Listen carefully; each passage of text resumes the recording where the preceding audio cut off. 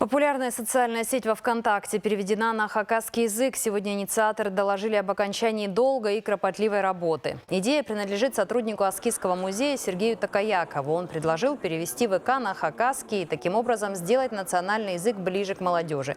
Для перевода привлекли группу специалистов. Туда вошла и наша коллега, корреспондент редакции национального вещания ГТРК Хакасия Оксана Кайнакова.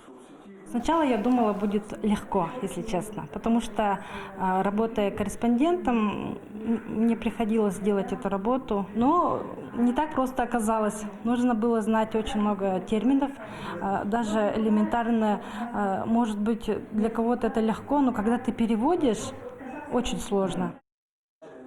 Переводом занимались ученые и общественные деятели, в идеале владеющие хакасским языком. Коллективная работа заняла 4 месяца. Проделали колоссальную работу, это около 200 тысяч слов и словосочетаний было переведено, там 44 тысячи разделов в этой социальной сети, и на сегодняшний день все работы выполнены.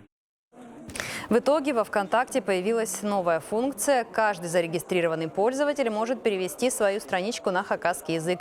Достаточно в настройках выбрать его из списка доступных. Правда, пока в таком виде сайт работает в тестовом режиме.